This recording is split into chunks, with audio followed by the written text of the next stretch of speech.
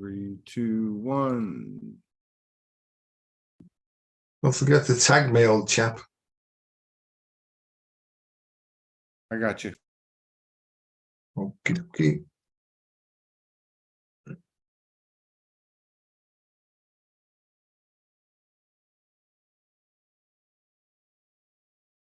Aha. I think now we're up and running. Is anybody there? Can anybody see me? I'm looking at my comments. As soon as somebody talks to me, I'll get going. So who's going to be the first to comment on this premiere video of the IAM approach?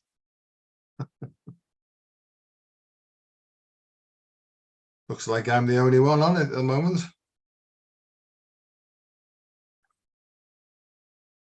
Ah, Make a Pathway Louise is watching. That's good. Ria, my darling, how are you? Laura, nice to see you. So here we go. We're up and running. And if somebody would like to write a comment so that I can actually see the comments as we go along, that would be nice. Marina, thank you for everything, Marina. Nice to see you. Todd Medina. Okay. Well, what I'm going to do is I'm going to start. Nobody's made a comment yet. But I'm going to put my presentation up and just talk through it. So let me go here. The host disabled participant screen sharing. Host, if you could help me to share my screen, that would awfully be nice. Aha, there we go. Everything's looking good. So here we are, everybody, and welcome to the premiere of the IAM approach to health and well-being, session 1. And this is basically the introduction to what we'll be doing in the next 11 sessions after this one. And thank you, Marina. Wonderful to see you too. So what I'm going to do is I'm just going to go through a few slides and just explain what's coming up over the next 11 sessions. The sessions will be once every fortnight, and they'll go on for about an hour. And then what I'm going to try and do is I'm going to try and find out how to see your comments just on the side here. I'll practice that. And as they come up, I'll try and answer the comments as we go along. But this is the IAM approach, and people have been saying to me, well, what does this IAM approach mean? Well, it's really about that thing there in the top left-hand corner. IAM, as most of us know at Sology anyway, is the IAM presence really is the source energy, the energy from the start of creation itself, and the energy that really drives us forward in our evolutionary process. And I'll explain what the IAM means as I go further forward. But in human terms, it's also about this thing as well here. And this is called the caduceus. And the caduceus, as many of you will know from yoga and such like, the caduceus is two intertwined serpents that sort of are intertwined against a central axis. And what I've done is over the last 35 years, I've been trying to marry Eastern philosophies and Western philosophies. And I think I'm doing quite a good job of it, really, because throughout the IAM approach, what I'll do is I'll actually show the Eastern philosophies in the terms of chakras, but I'll also link it up with what's called the autonomic nervous system. And I will break it down into reasonably understandable chunks. So just to show you here, the symbology of this, it's a very ancient symbol. It comes from before Greece, actually, and before Hippocrates, and it comes from before ancient Egypt as well. But the symbology is that this is where the root chakra, when we're born here, and that then activates the root chakra. And there's only one way into the root chakra. And then from there, as we evolve, we actually move up then to the sacral chakra. And if we're all balanced, then we easily move up then into the solar plexus chakra. So the first chakra, the root chakra, is the individual person. Then we move out then and we meet somebody else. And then we move up into the third chakra, the solar plexus chakra, which is to do with society. And then what tends to happen then is if we move up then and we understand then we stop looking outwards for external rewards and we start to look inwards to see what our soul's purpose is. And this, I feel, is what's happening across the planet at the moment. And then we move up then and we express ourselves in the throat chakra. And then we move further up then, and all sorts of gifts come online as we hit the pituitary gland and the brow chakra. And then as we move further up then, everything unifies in the crown chakra and off we go. And if we've learnt all the lessons, we don't have to come back because karma is sorted. We're off the wheel of karma. We've gained our wings and we've done a jolly good job. But that probably takes quite a few lives on earth just to experience the full spectrum. And so if we don't do that, we can come back again and we can pick the bits that we've missed out and we can start again to fill in the blanks there. So that's what I'm going to try and talk about. So that's really my understanding of how yoga works as well. And it's basically through breath and through positive emotion, and we can realign the chakras and we can allow this ascension, if you like, through all these chakras until we reach what's so-called cosmic consciousness or enlightenment. So that's what that's about. But just to bring it straight back to earth again, more than anything else, it's called the I Am approach to health and well-being, because we'll be working with this really. And this is a very simple diagram. Can I just ask, can everybody hear what I'm saying and see the screen clearly? If someone can just say, yep, clear, or something like that, rather than me going on. Yes, clear. Oh, You're thank you. But that was like, thank you, God. I am the wizard. No, I am. That's the whole thing goes. I am the I am approach. So just to go back to my journey, for very many reasons, and not to bore you to death with it really, I became very unwell, both psychologically and physically. And I was on my last legs really. And at that point, I tried to do myself in because I'd been going downhill and destroying myself for a long time. And at that point of sort of leaving, a strange thing happened to me. It was almost like the peace that passeth all understanding descended upon me. And just for a split second, I understood everything. In fact, I even saw a sort of cipher, as the Americans would call it. And I understood how everything worked, you know. And then in that peace that passeth all understanding, I got the feeling was I'd sort of signed up for this, and that I was to be turned around, kicked up the bottom, and shown step by step how to come back up through struggling and through sort of understanding different tests, different initiations and things like that. I started to move up, sometimes falling backwards, but then carrying on. And then it got to a place where I could cope well with life and I was achieving some reasonable success, but there were still bits and pieces that need sorted out. And I reckon I'm in this bit here now, not perfectly 100% healthy, but much, much better. At this day, on this day today, I feel really clear-minded. I feel really strong, and that may well be something to do with the Sirius connection, because I seem to be connected with Sirius C for some reason, and also it's Lionsgate Day today, and that to me is the infinity symbol, and I'm just going to talk about that as we go further on. So this is what the I Am approach is. What we'll do in this session is I'll tell you who I am and what qualifications I've got, and if you like, what gives me the right to talk about these things. And then we'll talk about what exactly is the I Am approach and what's coming up in the next few weeks. And then I'm going to get you to send in some information on a little sort of link to say what you actually want from the course once I've explained it. And then we'll look at in more detail today's session. We'll look at the heart-brain, body-mind connection. And then if we've got time, then I'll do a quick guided breathing technique and sort of field any questions.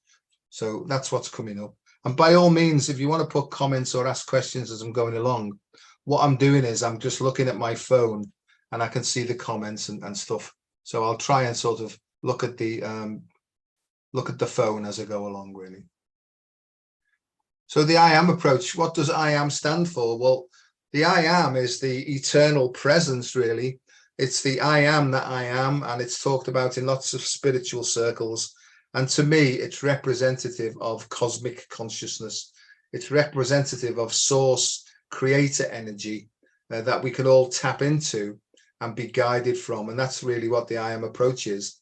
It's not to listen to external experts, but it's really to take our head and our eyes, turn it the other way around, and to sort of come out of our heads and back into our hearts, where the true guidance comes from.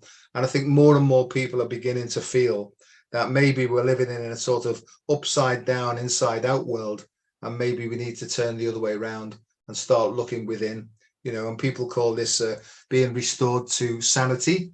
They call it the self-actualization, the journey towards self-actualization and self-mastery, or really the journey back to sovereignty. So that's what the I am approach is about. And it's interior asset management, because it focuses on what's strong in the individual and not what's wrong with the individual.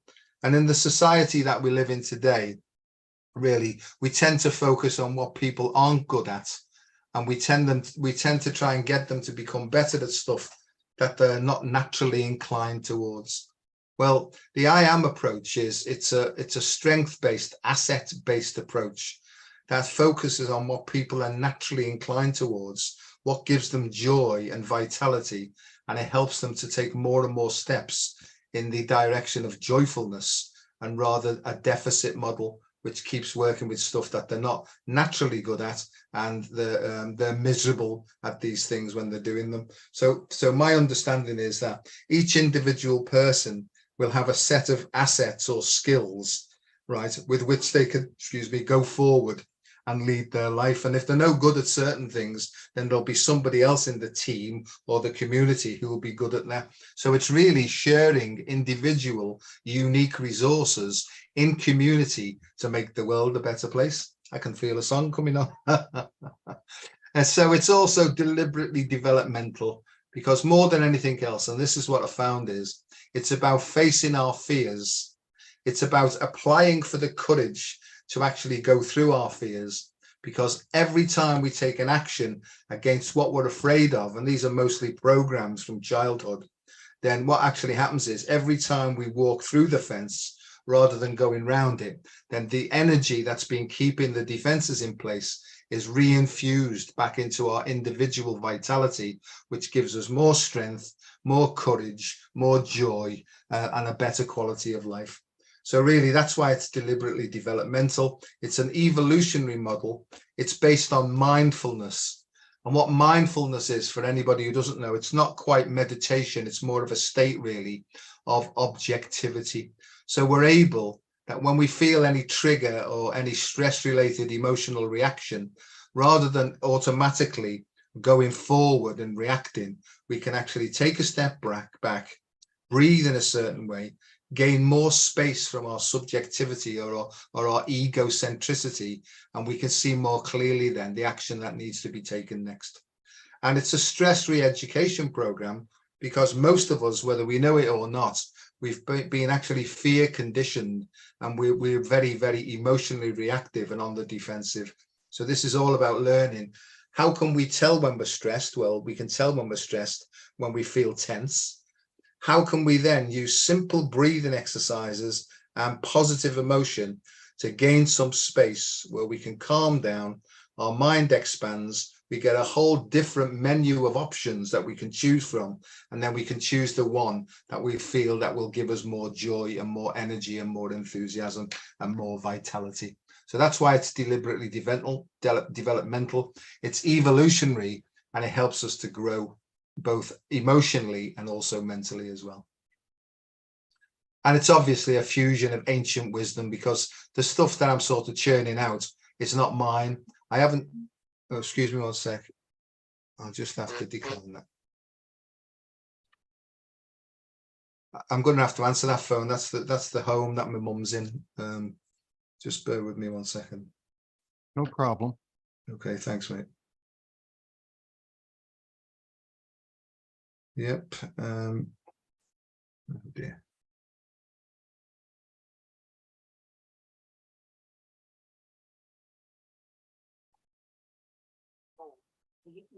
Our options have now changed. The extent number of the person you were trying to reach, please enter it now. Alternatively, press 1 for the message card. Press 2 for 30 days.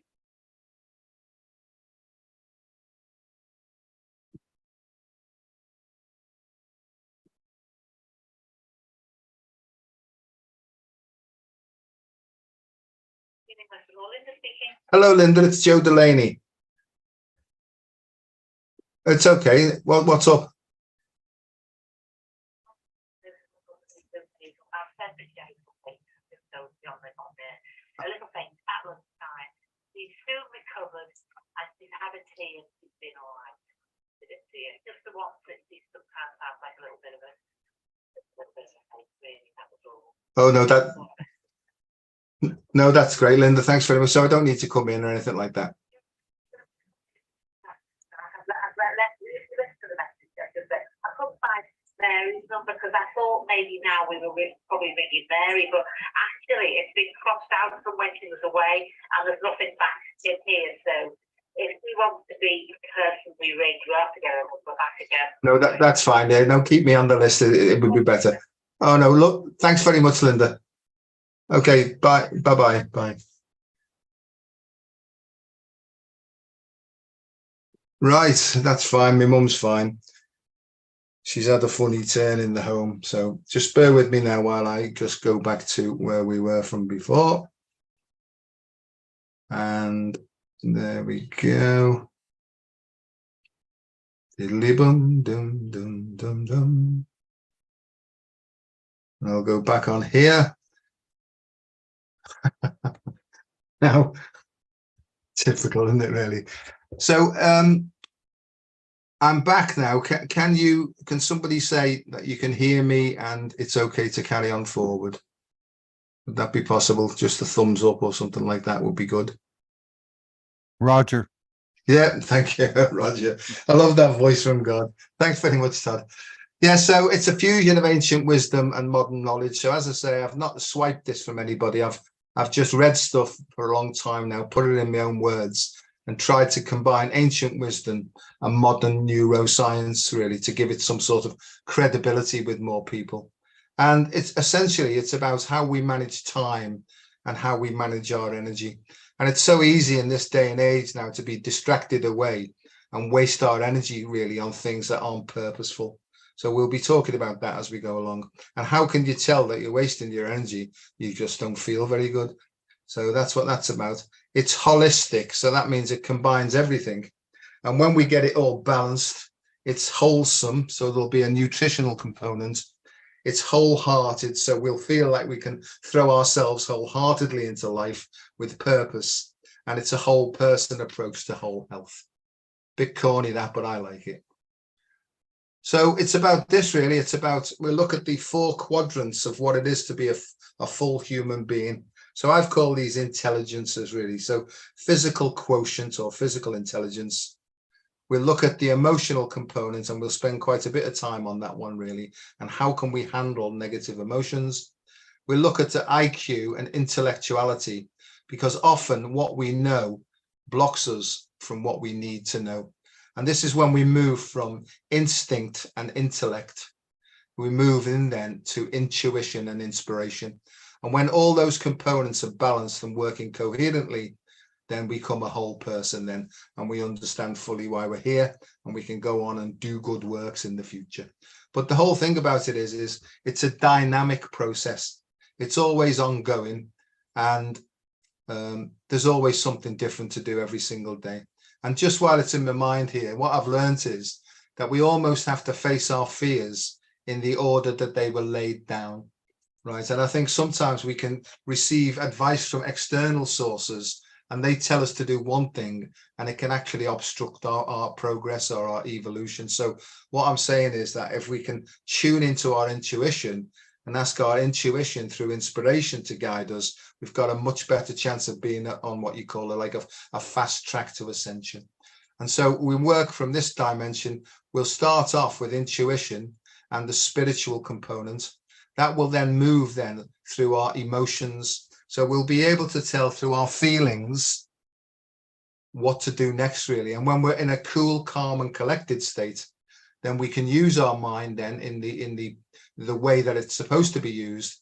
We can make the right choices and then we can put them into action in the physical. So it's actually working exactly the wrong way around. And just to say, these are the references that I've used for the course. There's 4 pages of basically neuroscience information here. So if anybody's into these, then at the end of it, I can give you a list of all these references and you can go and look for them yourself.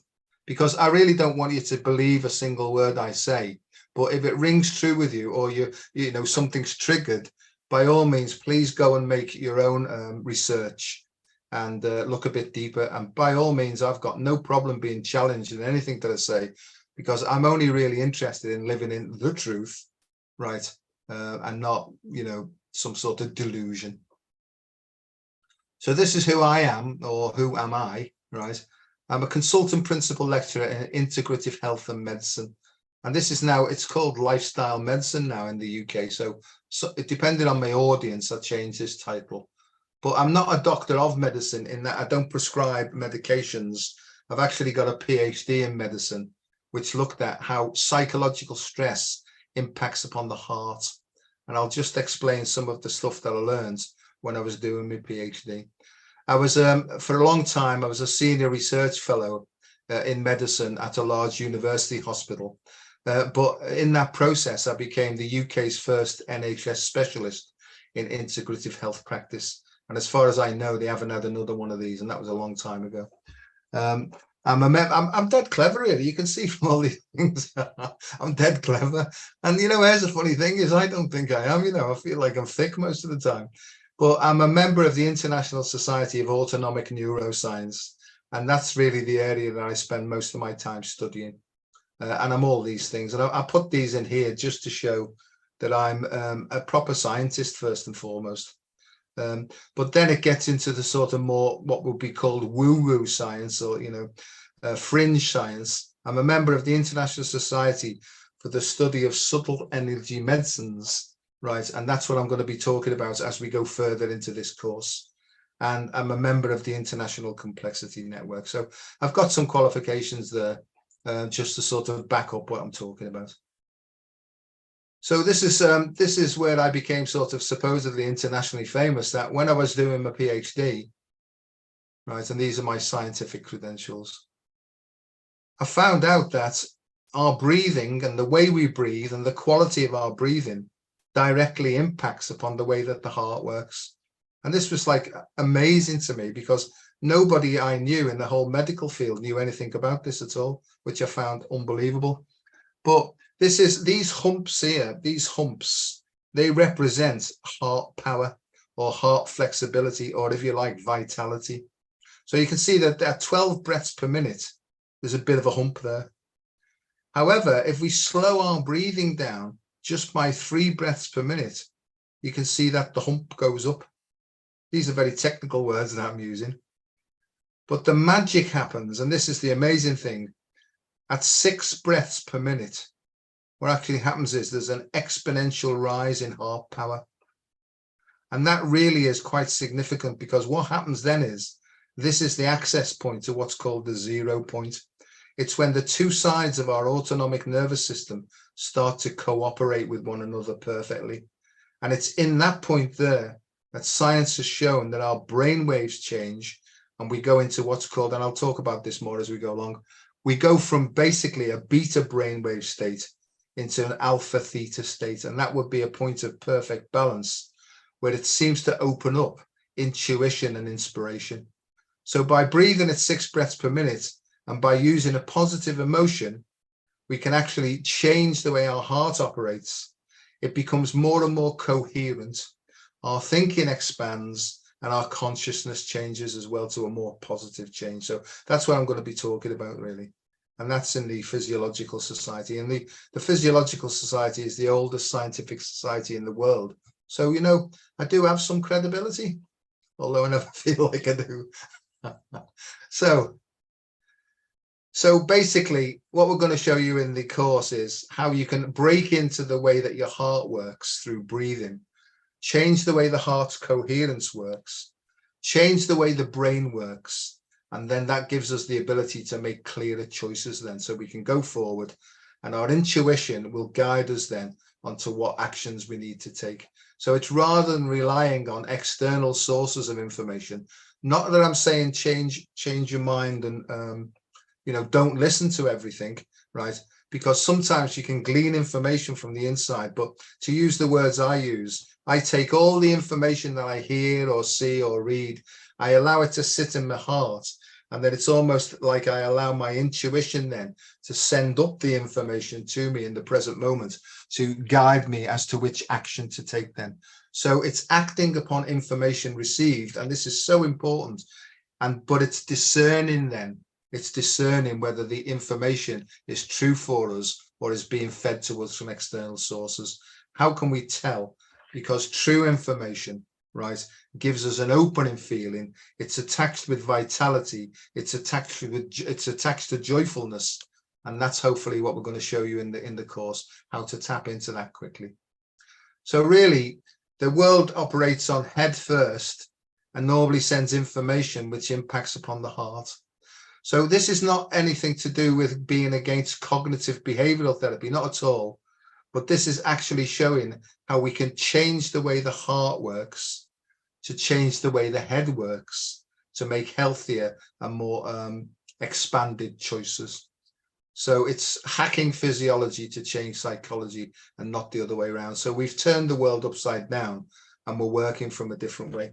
Just to say, is this readily accepted in the medical fraternity? Of course not. But to give some hope, more and more people are understanding the science of this now. And so that's why I'm trying to lead with science rather than any of the other stuff that I'm interested in. Because as soon as I mention things like spirituality, something closes down on them and the information stops being transferred. So I'm trying to bring it in a subtle way. So people ask me, what is it that you do? And I say, well, I'm a consultant in psycho, neuro, endocrino, immunohematology. And then they generally don't ask me anything after that. But just to say, here's a cut down version of that.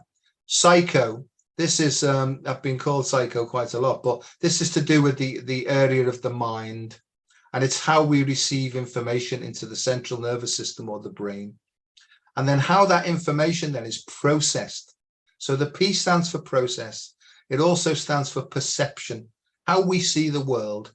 And I quite like the phrase is, we don't see the world as it is. We see the world as we are. So the information that comes into here through the processing will then send information to our nervous system. So the nervous system is like the electrical system of the body. The information directly that's sent from our perceptual mechanisms down the nerves will then send information to our 7 major endocrine glands. So there'll be chemical substances secreted to the degree of the processing. So this is the processing. These are the signals, sends information to our glands, and they're secreted then into our blood system. And that changes the way our immunology, our immune system works.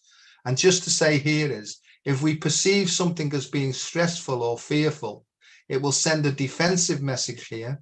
This will push out all sorts of defensive hormones like adrenaline and all sorts of other toxic hormones, and our immune system will be overworked then. So this is something I'm going to really concentrate on, is how can we change the way that our heart works to improve the function of our immune systems.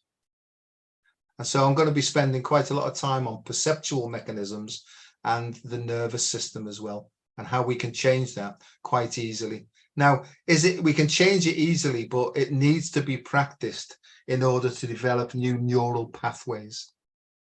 So this is what happens really. We bring in information into our sensory system, visual, auditory, kinesthetic, olfactory, and gustatory. So they're the 5 senses.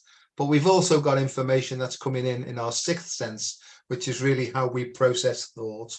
So that information then is sent to our perceptual centers. And then we then log back into our memory then to see if we can recognize or remember what's actually going on. And most of us, that's how we live our lives. We live on these programmed sort of automaton systems where we pattern match and immediately we take an action based upon previous past events. I honestly believe that the way forward is if we can get into mindfulness and we can almost bypass the memory step and live beyond memory, then we're living in a completely new world, a completely blank sheet. And if we keep listening to our heart, then that will provide us beyond memory with the information that we need to take decisions, to take actions, and to go forward. But I know I'm sort of whizzing through this quite quickly because I want to sort of give you a flavor of what's actually coming up in the future. So now I don't know whether this is going to work. In fact, I'm not going to do this, but no, I will do. If you've got your phone ready, just sort of just log on to that there. And I'll look at this later. Hang on, what have I done?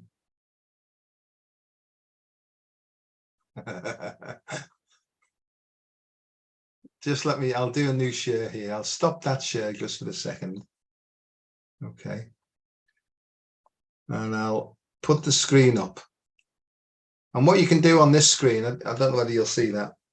Are you there, God? Can you see that screen, God? Yes. What you do is you click on that plus at the bottom there. And I just want to ask you, just sit and think quietly and just think, what do you want from this course? You personally, you don't have to put any personal information in, but what exactly would you like to learn from this? Because if you give me some indication, I can almost like tailor the rest of the weeks to try and cover everybody's, you know, bits and pieces really. So there should be stuff coming up on there. Who wants to go first?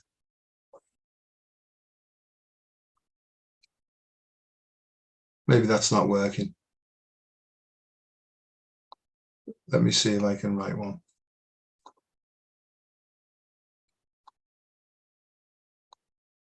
Okay, I'm going to stop that because that, for some reason, that doesn't seem to be working. But anyway, the whole point is if you can log on to that, or maybe if you give me some indications of what you'd like to sort of get from the course, I'll tailor it towards towards what you want. So I'm going to stop that share. And then I'm going to go back to my my other screen now.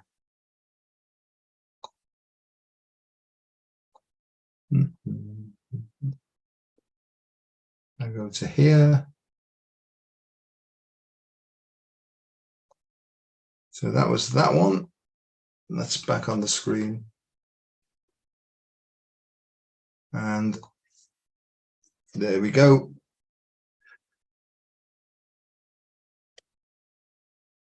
I much prefer to do this face to face in rooms with people. But this is what we're going to be concentrating on then, really. And I'll try and explain this slowly because it's the science of it.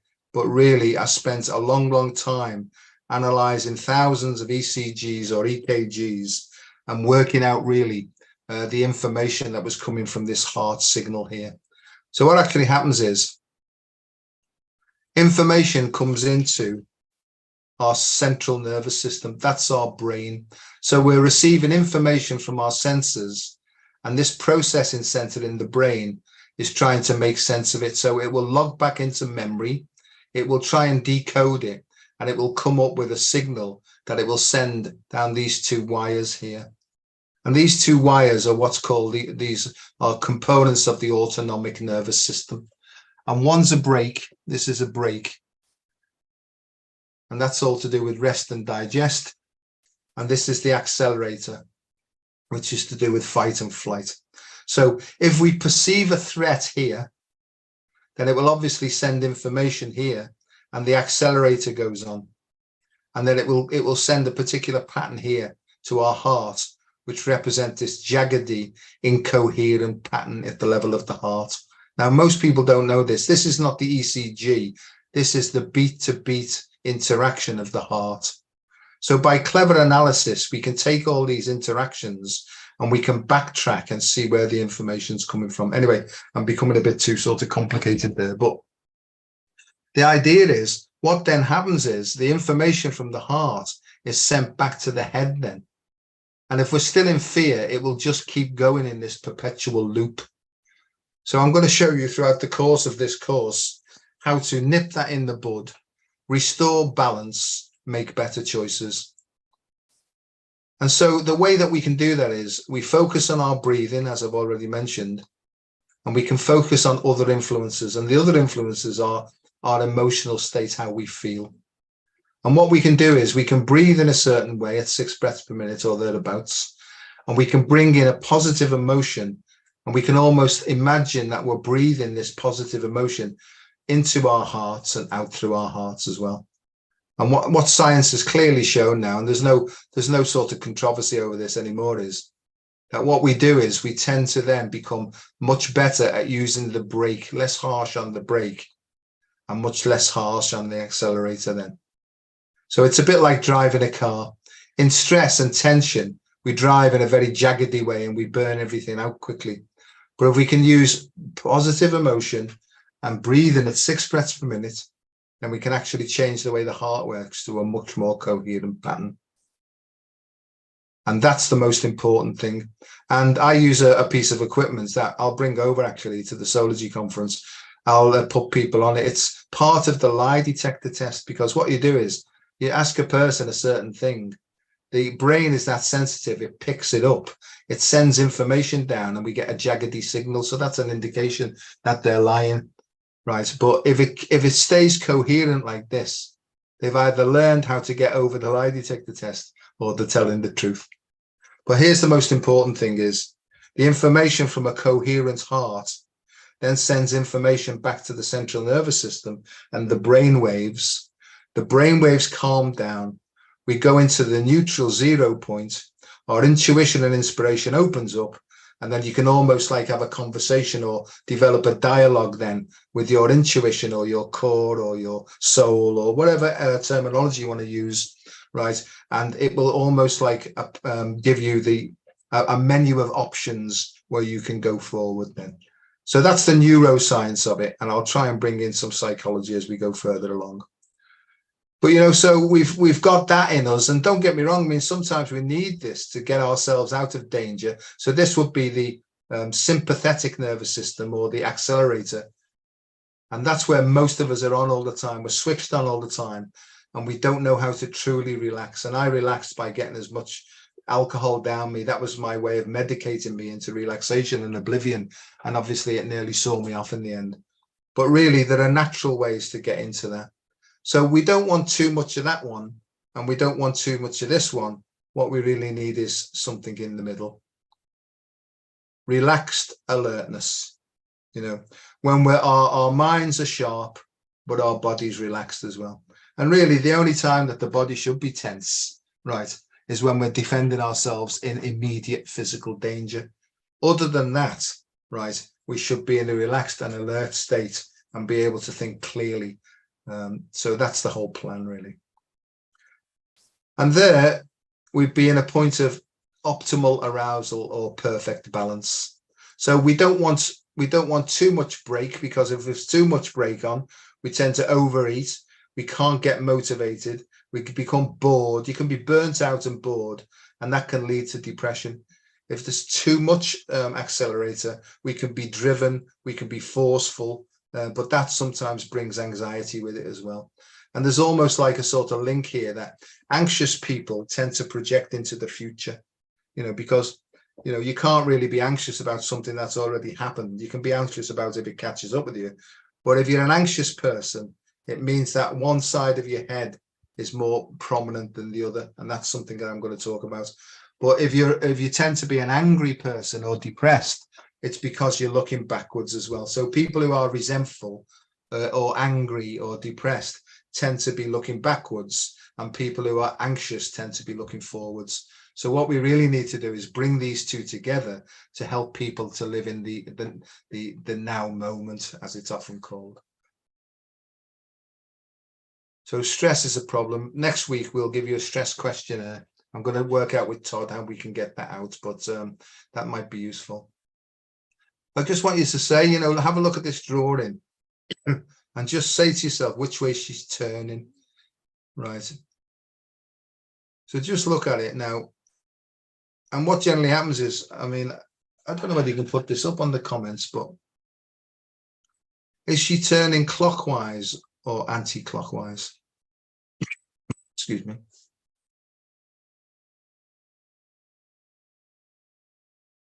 No one's saying anything at the moment, but If she's turning clockwise, it means, oh, there we are. Thanks very much, Ria. Clockwise. So if she's turning clockwise, you are a right brain processor, and I'll explain what this means. If she's turning anti-clockwise, then that means you're a left brain processor. Now, if sometimes people will say she's changing, I swear to you, right, she's not changing, right? And then we get into the pantomime. Oh, yes, she is. Oh, no, she isn't. So looking at the comments, there are people who can see her going one way and people can see her going the other way all at the same time. And let me try and explain what's happening is it all depends on how you process information in your brain. So the light's coming in the form of photons. It's hitting our retinas. At the retinas, then, that's processing that information regarding frequencies. The frequencies are being picked up and sent via our optic nerve to the back of our heads. This is called the occipital cortex. Now, depending on whether that signal goes to your right hemisphere or your left hemisphere will determine the way that this dancer is going. And that's why different people in the same circumstances can see things in a different way. And so really, this is about perception, how to make sure that we're perceiving the world clearly and how to make choices based upon clear perception. So I will go over that as we go on further. But this will wreck your head, this next one, really. If you keep your eyes focused on the middle one, and just keep your head straight, but turn your eyes to the left-hand side and you should be able to see that one turning clockwise. And then if you look to the right, then that should be turning anti-clockwise. And if you get really good at this, when you look back to the middle, she should go one way, then the other, then the other. And in that state, that will be a point of neutrality. It would be the 0 point where your hemispheres were working in harmony with one another. Now, here's the miracle. If your heart is working coherently, then your head will be working coherently and you should be able to see it alternate between clockwise and anti-clockwise. And therefore, you're being able then to see both sides of the situation. Now, in stress, though, what we tend to do is we tend to default to the coping strategies that we learned as children. And that's why if you're married to somebody who's a right brain processor and you're a left brain processor, that means in stress and in confusing situations, you can never see eye to eye. So this is almost like marriage guidance counseling this. And if we go into heart coherence, what tends to happen is automatically then you can start to see the other person's side. So this has got more and more implications as we go forward. So I'll spend more time on that as we go through the weeks. But nature can be cruel, you know, we can sometimes see things, but once we see both sides of the occasion, things start to make much more sense to us. It can be cruel or it can be kind, or you can get a bigger picture sort of thing. But this is the most important thing now is most of us think that we know what's going on. And this is where I was for years. You know, I had a lot of information on medicine, biomedicine and stuff like that. So I really thought I knew what I was talking about. Right. But I look back now clearly that I didn't have a clue because most of my processing was going on above the surface. And I didn't realize this was the short-term memory or the working mind. Much of the emotional processing and what was driving my choices were actually going on below the level of consciousness. Right, in a world. So, and people say, no, that's not right. And I say, hang on a second. I'm saying below the level of consciousness. So you weren't even aware of it. And that's become true more and more. And I can see now that in order to evolve and go forward, we have to sink deeper and start to accept and change some of the processing that's going on under here. And as far as I'm concerned, the only thing that blocks evolution, there are two things: fear-based responses and pride-based responses. They're really the only two blocks to true progress. And I think in order to get over the fear-based childlike things, we need to face the fears and go forward. And in order to get over the intellectual pride where we think we know what we're talking about, it's to be more humble and really to work on a sort of a mentality is, I'm not quite sure, I need to look deeper into this. And to admit that maybe you don't know what you're talking about, you know. And I couldn't do that, you know. For years, I would make up stories and pretend that I knew what I was talking about. And I look back now and it was quite clear that people knew that I didn't know what I was talking about and could see me doing this, you know. So I've learned a lot, really. And I only ever feel like I'm still just scratching the surface of what there is to know about what's going on in the world. So this is important. And just to show how our unconscious can change the way that we perceive the world, I'll just show you this. Here was a chap, I'll get through this, but Einstein, by all accounts, right, when he felt blocked and he didn't feel in the flow, he used to get on his bike, go down to his boat and go sailing in his dinghy, you know. And apparently he had a lot of insightful moments when he was letting his soft out, really, and relaxing. So that's a way to balance the hemispheres so that they work cooperatively, so they work together. It's hard to say that at this time of the day. So the right brain is really associated with the feminine, the left brain, the logical brain, the masculine. They need to work harmoniously together. One's not better than the other. They're just part of the same whole, really. And we need to sort of get through breathing away from this accentuated antagonism and get into more coherent sort of cooperation or balance. So if you just look at this here and in your mind, or you can shout it out if you like, say what you see. And you might want to write this down on the comments, and I'll just give you a bit of time. And this is generally how our unconscious processing really changes the way we see the world, or it influences the way that we see the world, and therefore will influences what happens to the rest of our body then as well. So does anybody want to be brave enough to say what they see?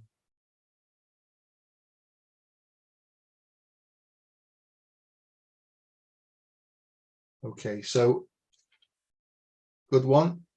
Yes, Ria, I knew you'd see that. Have they got any clothes on? No, they haven't, have they? I'll say it for you. A man holding a woman in a passionate embrace, naked, right? Janet, she sees the same thing. A masculine and a feminine, she's put. Now, this might shock you because it's good, this, and it's not rude, this, by the way, but children don't see initially the naked man and woman.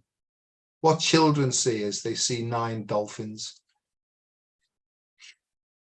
And normally people go, "Oh, I can't see any dolphins." Lisa, you need help. Lisa Nickel, right? You need help, right? What they say is 9 dolphins. And I had this slide for 6 months before I saw any dolphins. So that just goes to show what my Roman Catholic mind was all about. So here's the first dolphin. There's its tail. Look, 1 dolphin, another dolphin, another dolphin. Boom, boom, boom, boom, boom. Actually, 10 dolphins. And this is a message d'amour les dauphins, right? And that's why, through mindfulness and through the I am approach, it will give us the courage and the confidence to delve deeper into our emotional processing, to see what programs and what conditioning have really been driving our choices in life. And that's what I'm hoping, is that this course will help you to plug back into this, to realizing and to let go of this faulty programming, or as they say now, the programming and the conditions that no longer serve us, and to be much more free about things. So that's something I'm going to talk about. And this is basically how we do it, you know, and I'll be teaching this as we go along. But we become aware of our breathing. And just very, very simply, the technique is quite simple. That we put our hands on our heart, or you can put your right hand over your heart, and you can put your left hand underneath that, as though you were snuggling a sacred child. I call this cradling the sacred child. So you can put one hand over your heart, one hand on your tummy, on your solar plexus, and you can do like a snuggly feeling. And now the way we bring in a positive emotion is, if we bring in a thought that brings with it a feeling of love and caring and compassion and a lovely feeling. So if you've got a favorite child, bring the picture of the child into your mind. That will bring with it the feeling. You can get shut of the child and they've done their work. Stay with the feeling and breathe in the feeling in and out of your heart. And it goes like this. In, 2, 3, 4, 5. Stop. Out, 2, 3, 4, 5. Stop. And the most important thing is you actually feel the feeling as it penetrates your heart. And then as you breathe it out as well. And what this tends to do is as you focus on the feeling first, it will help over time as you practice it for the thoughts to calm down. Now, if there was an evil sort of force that was trying to prevent us from doing this, it would work through your mind. And your mind may say things like, oh, I haven't got time for this. Oh, I can't be bothered. This can't work. It's too simple, blah, blah, blah, blah. I just caution you to not fight with those thoughts, but just breathe them away with the out breath. And you can almost talk to it and say, look, I'm going to give this a try because it will benefit both of us in the end. So my suggestion is that you breathe in and out and do this for 10 minutes, 3 times a day. So if you're a sort of a spirituality type person, you could maybe burn some incense, put on some nice music, relaxing music, breathe in the light. And I'm going to use a mantra here. Hope it's not offensive, but I'm going to say it anyway. So I do that, breathe in the light and breathe out the shite. You know, that means all the rubbish that we've accumulated over time. And as you practice this more and more, right, what tends to happen is your head opens up more. You start having more positive thoughts. You gain more courage. You take the actions to overcome fear, and then you're up and running then on your hero's journey. So that's that, becoming aware of your breathing. And this is basically what's happening in the neuroscience sense, is every time that the heart beats, there's a very slight variation between each heartbeat. And most people think that the heart beats in a very monotonous way, but it couldn't be further from the truth. Even 3 seconds of heart rate data can bring information on how your body's working, really. So what we do is we take, say, 6 minutes of this, and then we almost like reverse engineer it to find out where most of the information's coming from. And then we get an idea then of the balance between the sympathetic and the parasympathetic components of the nervous system. And generally, most people have got too much acceleration and not enough brake. So it's not, the point is that what we want them to do is we want them to work in harmony. And that's why it's so important that your in-breath and your out-breath remain the same length. But if you can breathe in the positive emotion as well, what tends to happen is over time, you tend to kick out all the old programs and renew them with a new, more creative sort of energy. So you're actually developing new habits, new pathways, and feeling much better as well. So that's that there. So we go from there. And then we can look at this as somebody under stress here. There's a lot of variability, but it's too jaggedy, really. So this is 5 minutes of data. And when we do what's called a power calculation or spectral density on it, we can see that there's all sorts of spikes everywhere. And what we really need is, we don't need that. We just need one spike. So here's somebody breathing in that way. They've trained a bit. It's me, this actually. They've trained for quite a while now, and this is how their breathing goes in this nice coherent pattern.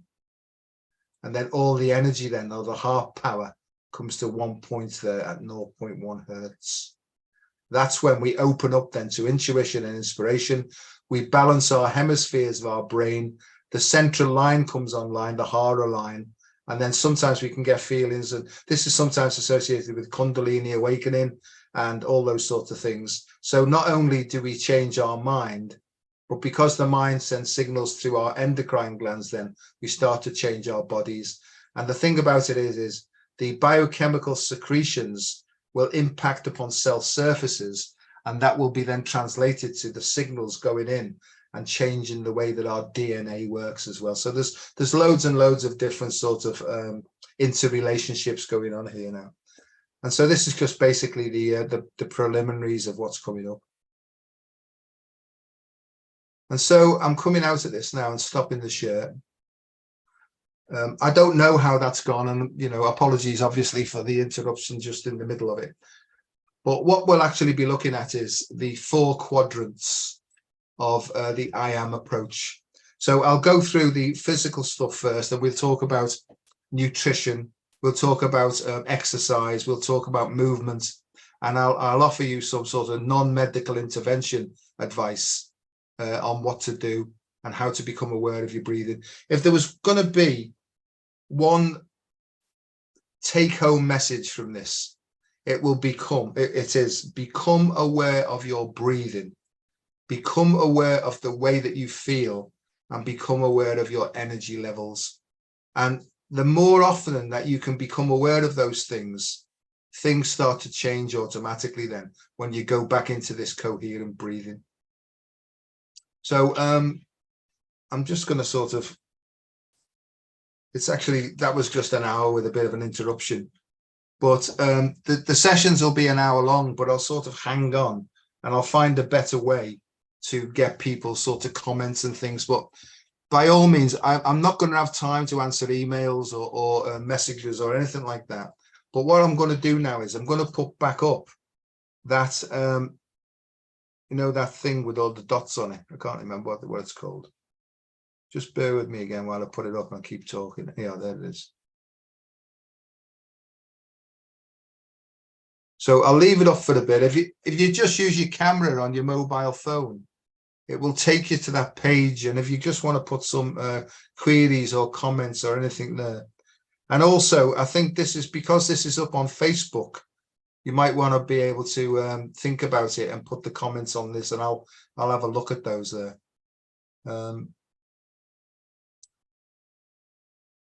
So if anybody wants to make any comments, well, I'll give it another 5 minutes or so. I mean, if it's too complicated, tell me, because I want to try and get this across to as many people as possible. And I know I do have a tendency to, like most sort of medical type people, is to go into jargon and stuff like that, So I just wanted to try and be as sort of not complicated as possible so that I can get the message across to more people.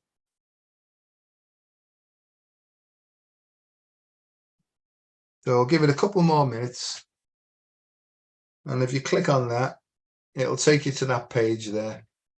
But as I say, if you can't, thanks very much, Janet. Pleasure, Ria, my love. I hope you're keeping well. We must have one of our chats. Thank you, Victoria. Might want to pop in the link on the... Oh, what a good idea, Delia. Thank you very much. Muchas gracias.